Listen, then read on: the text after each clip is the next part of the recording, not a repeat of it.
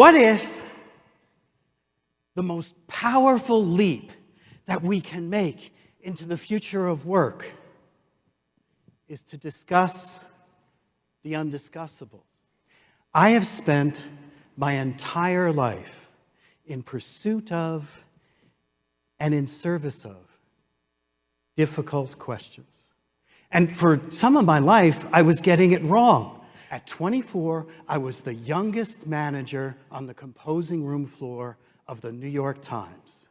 And I walked in this cavernous room, and I saw hundreds of ex-linotype operators who I thought should have been fired a long time ago, being kept on as not very good paste-up artists.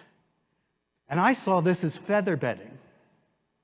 And in my questions, when I was trying to figure out how work got done at the Times, I guess my attitude kind of came out. Because nobody ever said anything. But what happened was they waited for me to break a rule.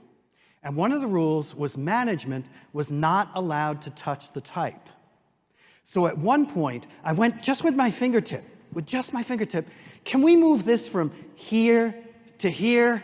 Foreman, foreman! Suddenly, several hundred guys are all leaving the composing room floor, and for 20 minutes, they're debating whether or not to shut down the paper.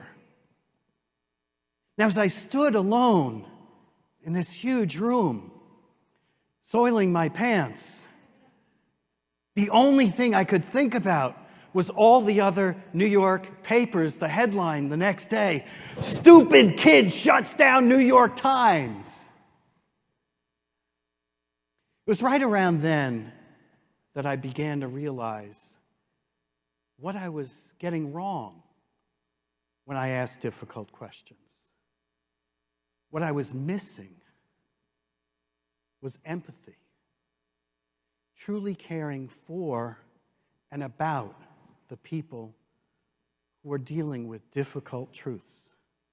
So for more than a quarter century, I have conducted research all over the globe under that guiding principle, exploring the difficult truths that we all need to go through as we try to change ourselves and our organizations. Two key choices that everybody in the room is going to face. And I don't mean, do we put in this learning management system? I don't mean, what is our strategic plan? I mean personal choices. For what I'm about to take you through, there is no right or wrong. There's no debating the trends that I'm going to share with you. They are happening. What I want to share with you is, what are you going to do about them? There is baby Clifford. Isn't he cute? That turtle on his onesie is not just a turtle. It's part of the Internet of Things. That turtle is connected to Mom's app, and Mom can tell his heartbeat, whether or not he's lying on his back, can tell whether he's coughing. It's not just a sound monitor. It is part of the Internet of Things. Clifford's data, a whole bunch of his vitals, are being recorded. This is a product out now, put out there by Mimo. This is a clue as to what we're all going to be going through. Because Clifford's mom and dad, they have an app, and isn't it cute? We know how he's breathing, we know if he's coughing, we know his heartbeat. Clifford's leadership team is collecting data without Clifford's permission and using it to determine what is in Clifford's best interest. See where I'm heading? The one on the right is Iron Man. What's the one on the left? Minority Report. These are two different views of the next 5 years. Iron Man is like Google Glass.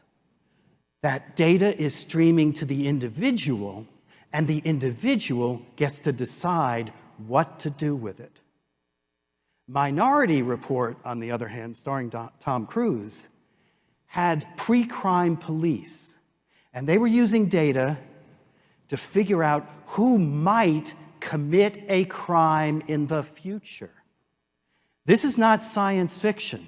Earlier this year, Chase Manhattan Bank released an app for its traders, because these guys can make trades of millions of dollars at a time and lose the bank millions and billions. All traders are now required to use this app. It looks at their scores on ethics training. It looks at all their emails. It looks at the conferences they go to. It looks at the pattern of their behaviors through their data to predict which of their traders might create fraud. This is a real-time example of what you're going to be facing. Now, if this were just evil versus good, this would be a no big deal. There isn't a company in an organization, a person in this room, that really needs to worry about evil versus good.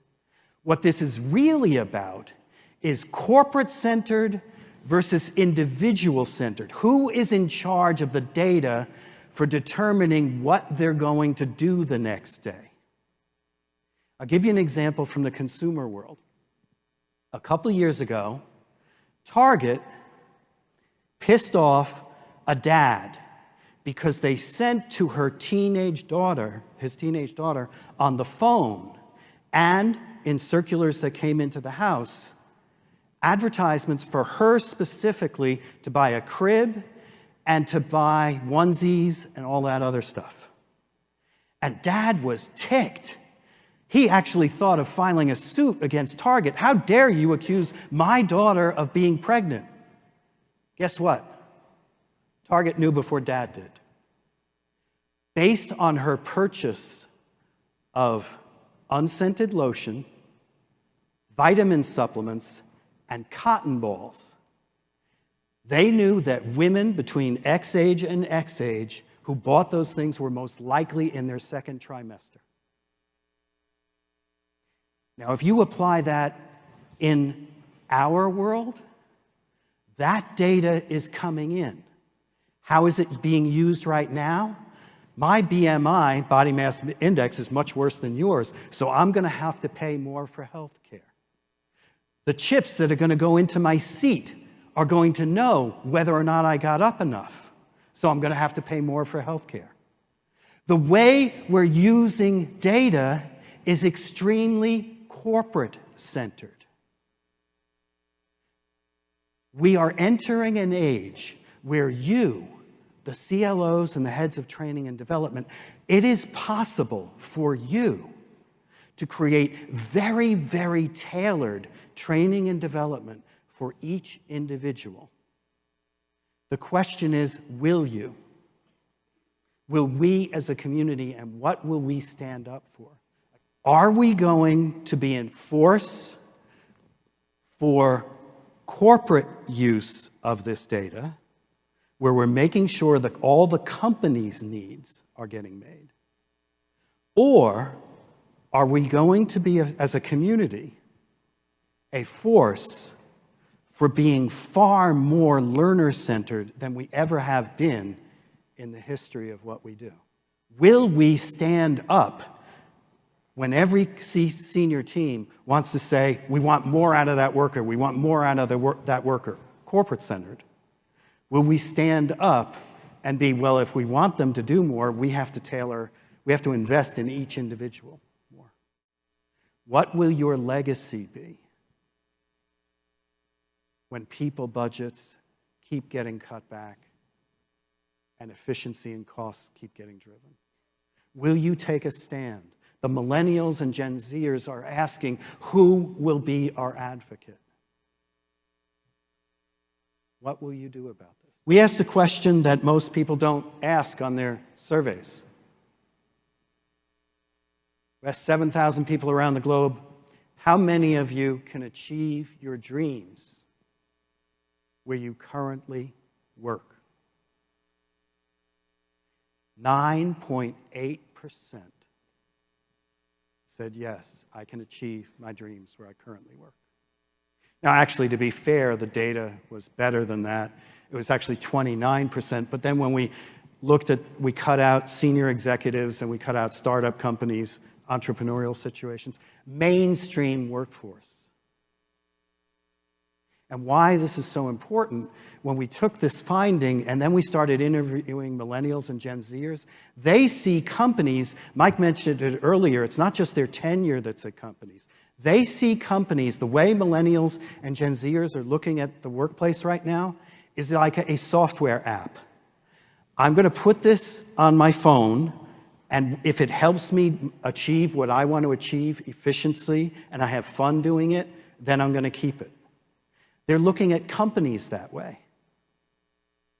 Will you help me, this is why tailoring is so important, will you help me achieve my goals and dreams? Not the company's, mine. I will come work for you if you help me succeed as a person. Not as a person under your employment. If you help me succeed, that's how I'll come work for you. So the people who want to come work for you will want to achieve their dreams and goals. And part of our learning and development needs to be empowering that, needs to be understanding what are your dreams and goals. Other insights on personal legacy. You're being handed a talent time bomb.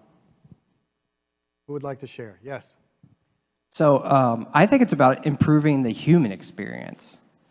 We talked a lot about technology, and we'll talk more about it tomorrow, of course, but I think we are losing sight of that we're all here to work together, right? So we're losing sight of the fact that the human beings are still part of work and that we have a responsibility to continue to improve that experience. My researchers and I went around the world asking 7,000 people one question. What makes you, you?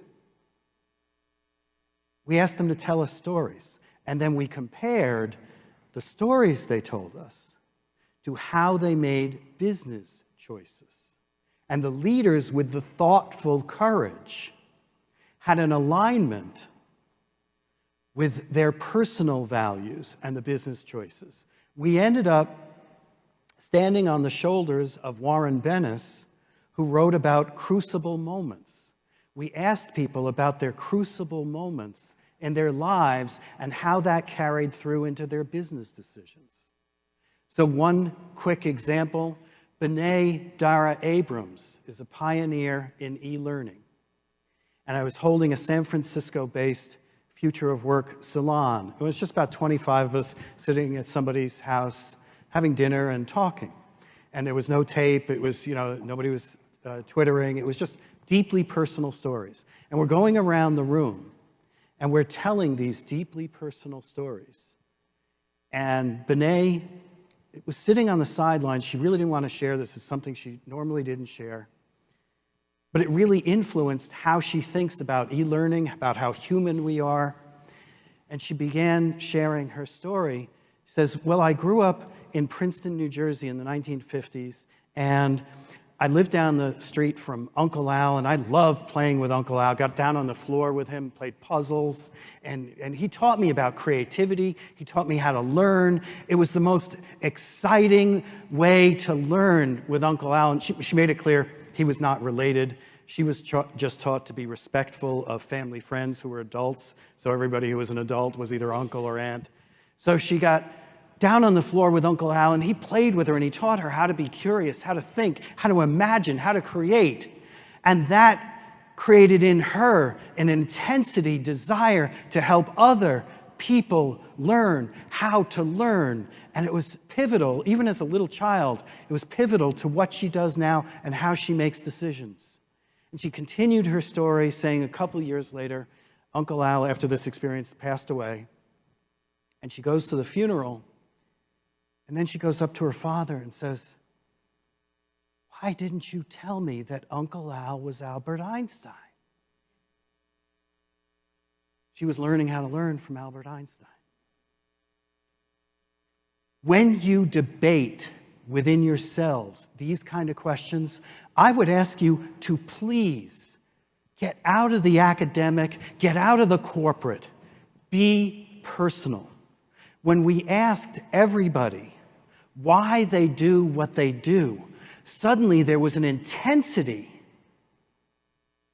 of how they would make the decisions that I just shared with you. One of my goals is to always end early, to give back a little bit of time to you. But here's my request of you. I'll stop with at least 2.5 minutes of my time. I'm going to give it back to you. Please use that to tell somebody you love them. Tell somebody they matter. 2 minutes back to you so that you can make a difference to somebody in their life today. Thank you for the time.